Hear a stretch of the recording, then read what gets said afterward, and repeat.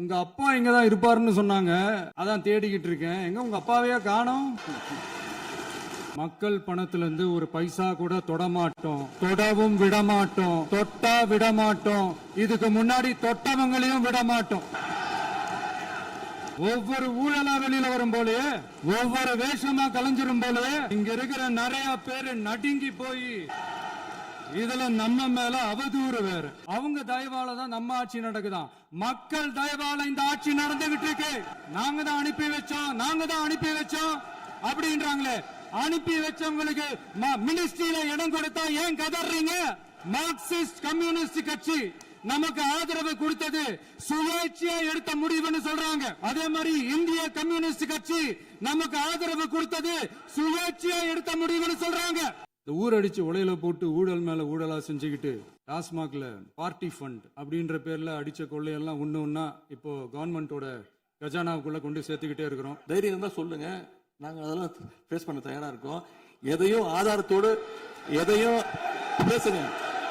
ஊழல்லையே ஊறி போனவங்களால இந்த கூட்டணி ஆட்சியோ ஆட்சியிலையும் பங்கு அதிகாரத்திலையும் பங்கு கொடுக்க முன் வராது. மெஜாரிட்டி இருந்தாலும் தரமாட்டாங்க, மெஜாரிட்டி இல்லைனாலும் தரமாட்டாங்க. கேட்டா ரெடிமேடா ஒரு பதில் ஒண்ணு வச்சிருப்பாங்க, கூட்டணி ஆட்சியை மக்கள் விரும்ப மாட்டாங்கன்னு. அதே மக்கள் தான் இப்ப அவங்கள பார்த்து சிரிக்கிறாங்க. 50 வருஷமா ஒரே டெக்னிக்கா இந்த sofa set, table chair, teapoy, furniture business எல்லாம் வேற எங்க வெளியில போய் பண்ண சொல்லுங்க. உங்க அப்பா இங்கதான் இருப்பாருன்னு சொன்னாங்க, அதான் தேடிக்கிட்டு இருக்கேன். எங்க உங்க அப்பாவையா காணோம்? எங்களுக்கும் நக்கலா நையாண்டியா சம்பந்தம் இல்லாத குட்டி கதை இதெல்லாம் எங்களுக்கும் பேச தெரியும். போயிட்டாங்க, பேசலாமா? உங்க கருத்துக்களை நீங்க முழுமையாக மன நிறைவோடு பேசலாம். டிவியில பார்த்தோம். 5 நிமிஷம் பேசுனதுக்கே கொலத்தூரி இந்த ஆட்டம் அடிச்சு பேசுனா அப்புறம் என்ன பண்றது? செகண்ட் டைம் தேசிய கீதம் பாடினதும் ஞாபகம் இருக்கா? இதே அவையில் தான் அது அவை குறிப்பிலும் இருக்கிறது. இதே அவையில் தான் நடைபெற்றது. இந்த தக்க நேரத்தில் இந்த ஆதாரங்களை அளித்த மாண்பு முதல் அவர்களுக்கு நன்றியை தெரிவித்துக் கொள்கிறேன். இதெல்லாம் கேட்டா என்ன சொல்லுவாங்கன்னா, அது ஜனாதிபதி கலந்துகிட்ட பங்கன், அதெல்லாம் அப்படிதான், அதெல்லாம் கண்டுக்க கூடாது அப்படின்னு சொல்லுவாங்க. நம்மள இன்டைரக்டா ஈவில் அப்படின்ற அந்த வார்த்தையை யூஸ் பண்ணாங்க. எனக்கு ஒண்ணுதான் சொல்லணும்னு தோணுது. ஈவில்ஸ்னு டெவில்ஸ் பேசக்கூடாது.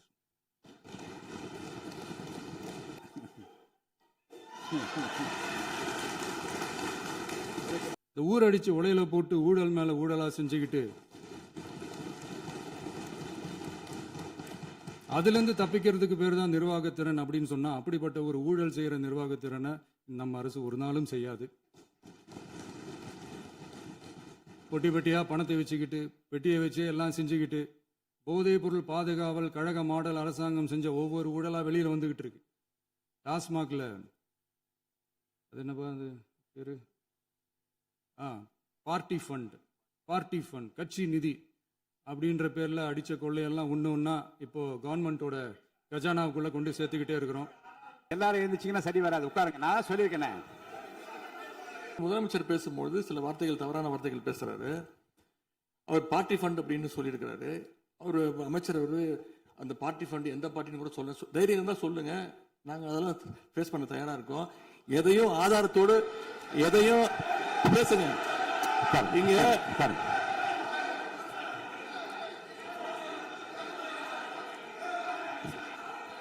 டாஸ்மாக் மாதிரியே பல டிபார்ட்மெண்ட்லயும், மறுபடியும் சொல்றேன், கட்சி நிதின்ற பேர்ல அடிச்ச கொள்ளைய ஒண்ணு ஒன்னா கவர்மெண்டோட கஜானாக்குள்ளேயே கொண்டு சேர்த்துக்கிட்டே இருக்கிறாங்க.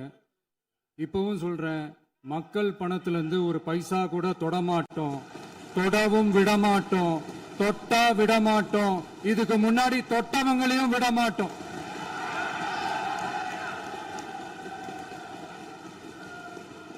ஒவ்வொரு ஊழலா வெளியில வரும் போலே, ஒவ்வொரு வேஷமா கலைஞ்சிரும் போலே, இங்க இருக்கிற நிறைய பேரு நடுங்கி போய்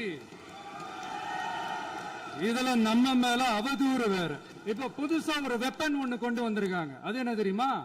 அவங்க தயவால தான் நம்ம ஆட்சி நடக்குதான். மக்கள் தயவால இந்த ஆட்சி நடந்துகிட்டு இருக்கு. மனசாட்சி உள்ள சக்திகளோட ஆதரவால இந்த ஆட்சி நடந்துகிட்டு இருக்கு. நாங்க தான் அனுப்பி வச்சோம் அப்படின்றாங்களே. அனுப்பி வச்சவங்களுக்கு மினிஸ்ட்ரியில இடம் கொடுத்தா ஏன் கதறீங்க? ஏன் இவ்வளவு கோபம்? ஏன் இவ்வளவு கதறல்ஸ்? இதுல இன்னொரு முக்கியமான விஷயம், மார்க்சிஸ்ட் கம்யூனிஸ்ட் கட்சி நமக்கு ஆதரவு கொடுத்தது சுயேட்சையா எடுத்த முடிவுன்னு சொல்றாங்க. அதே மாதிரி இந்திய கம்யூனிஸ்ட் கட்சி நமக்கு ஆதரவு கொடுத்தது சுயேட்சையா எடுத்த முடிவுன்னு சொல்றாங்க. இதுல எங்க இருந்து நாங்க தான் அனுப்பி வச்சோம்னா புரியலையே.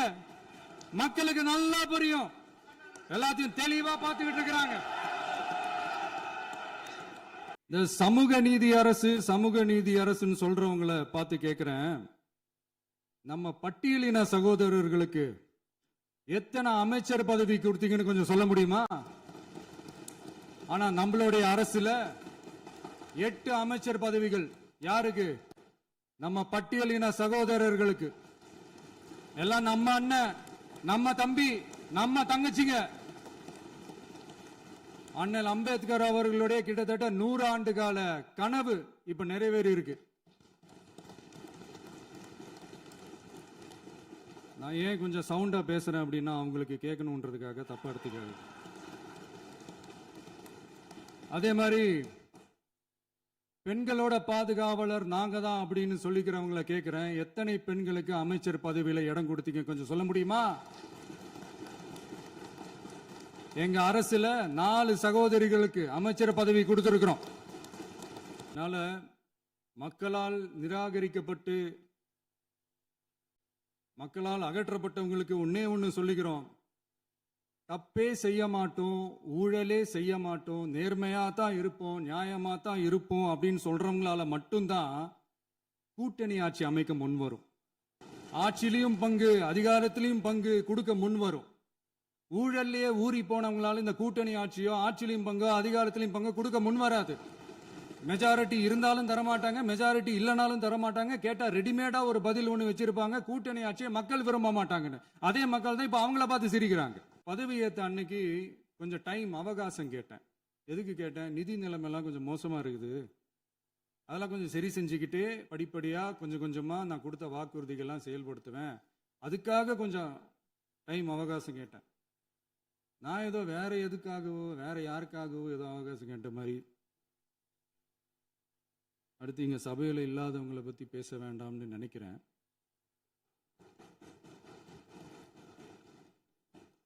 இங்க நம்மளை பத்தி அவதூறு பரப்புறதோட மட்டும் இல்லாம இப்ப நம்ம மக்கள் மேலேயும் அவதூறு பரப்ப ஆரம்பிச்சிட்டாங்க. மக்கள் நமக்கு ஓட்டு போட்டது தப்பான், குடும்பமா நமக்கு ஆதரிச்சது தப்பான். இது இப்ப இல்ல, நான் சொல்றது எம்ஜிஆர் அவர்கள் காலத்திலிருந்தே. அப்பவே அவர் ஜெயிச்சப்போ அதே மக்களை தப்பா பேசுறது. மக்கள் என்ன பண்ணிட்டாங்க, எம்ஜிஆர் என்ன பண்ணிட்டாரு, எம்ஜிஆர் என்ன இது பண்ணிட்டாரு. 50 வருஷமா ஒரே டெக்னிக்கா, டெக்னாலஜி எல்லாம் மாறி வேற எங்கேயோ போயிட்டு இருக்கு. பஸ் கொஞ்சம் டெக்னிக் ஆச்சும் கொஞ்சம் மாத்தினா கொஞ்சம் நல்லா இருக்கும்.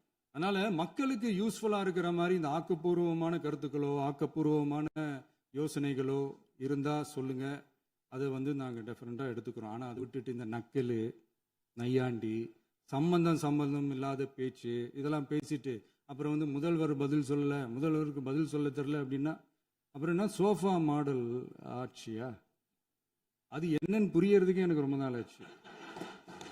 இந்த sofa set, table chair, teapoy, furniture பிஸ்னஸ்லாம் வேற எங்கேயா வெளியில் போய் பண்ண சொல்லுங்க. அப்படி அந்த பிசினஸ் தான் பண்ணணும்னா நிறைய பிசினஸ் பண்ற மாதிரி வெளியில போய் பண்ண சொல்லுங்க, இங்க சட்டசபைக்குள்ள வேணாம். அதனால ஆக்கப்பூர்வமான கருத்துக்கள் இருந்தா சொல்லுங்க, டெஃபினட்டா அது சரியா இருந்தா நாங்க ஏத்துக்கிறோம். எனக்கு ஒரு குட்டி கதை ஒண்ணு ஞாபகம் வருது, சொல்லாமா? ஒரு ஊர்ல ஒரு பெரியவர் வெயில் ரொம்ப ஜாஸ்தியா இருக்குன்னு சொல்லிட்டு கண்ணுக்கு மேல கை வச்சுக்கிட்டு இப்படி சுத்தி முத்தி தேடிக்கிட்டு இருந்தாராம். அப்ப கூட இருந்த ஒரு சின்ன பையன் என்ன தேடுறீங்க அப்படின்னு கேட்டானா. அதுக்கு அந்த பெரியவர் சொன்னாரா, அது ஒண்ணு இல்ல தம்பி, உங்க அப்பா இங்கதான் இருப்பாருன்னு சொன்னாங்க, அதான் தேடிக்கிட்டு இருக்கேன், எங்க உங்க அப்பாவையா காணோம்?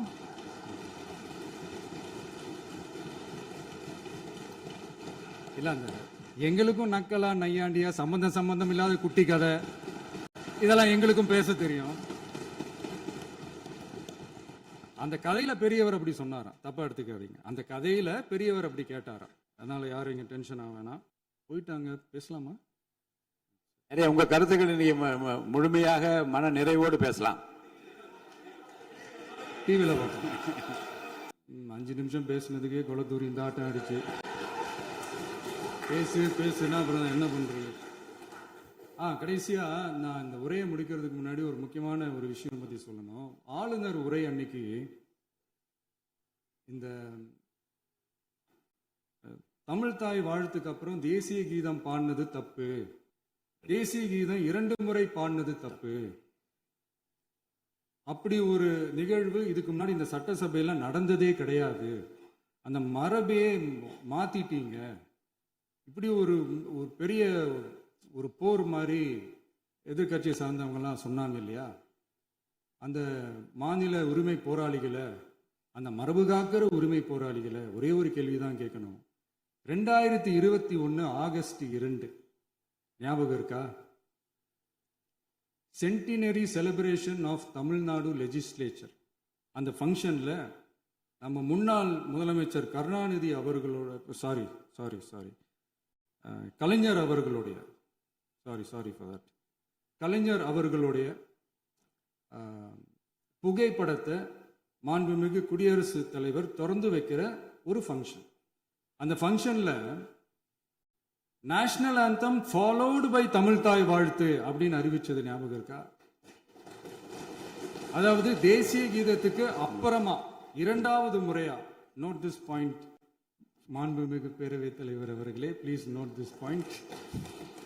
தேசிய கீதத்துக்கு அப்புறம் 2வது முறையாக தமிழ் தாய் வாழ்த்து பாடப்படும் அப்படின்னு சொன்னது ஞாபகம் இருக்கா? அதுவும் முத்தமிழ் அறிஞர் அப்படின்னு சொல்ற நம்ம கலைஞர் அவர்களுடைய அந்த புகைப்படம் வெளியிட்டு விழாவில் அவர் இருந்த இதே சபையில தமிழை 2வது இடத்துக்கு தள்ளினது யாருன்னு ஞாபகம் இருக்கா? அது மட்டும் இல்ல, அந்த தேசிய கீதத்தை நாட்டுப்பண் நேஷனல் ஆந்தம்னு சொல்லி அதே ஃபங்க்ஷன்ல கடைசியா ஃபங்க்ஷன் முடியும் போது செகண்ட் டைம் தேசிய கீதம் பாடினதும் ஞாபகம் இருக்கா? இதே அவையில் தான், அது அவை குறிப்பிலும் இருக்கிறது, இதே அவையில் தான் நடைபெற்றது. இந்த தக்க நேரத்தில் இந்த ஆதாரங்களை அளித்த மாண்பு முதல் அவர்களுக்கு நன்றியை தெரிவித்துக் கொள்கிறேன். டவுட் இருந்தா இந்த புக்கை பார்த்து தெரிஞ்சுக்கலாம். அதனால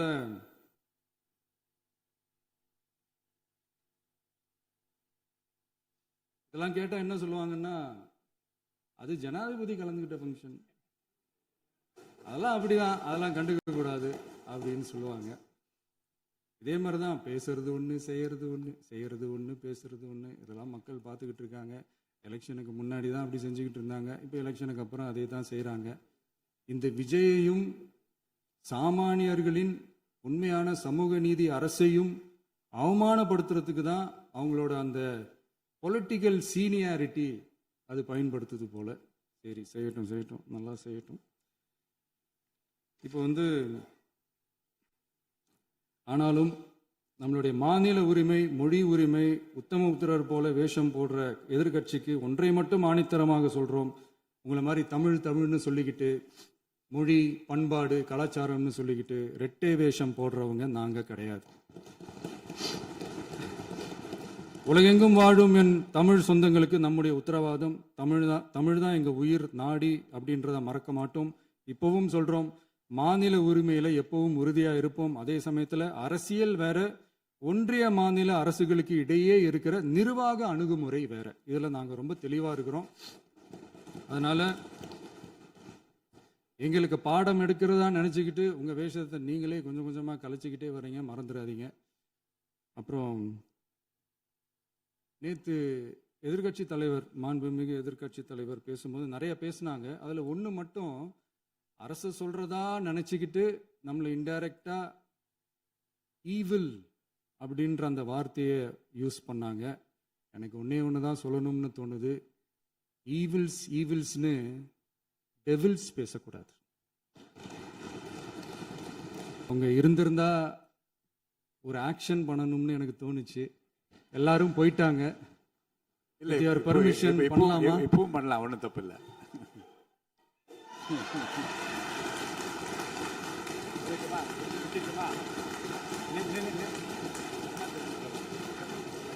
யார் சொல்றாங்க?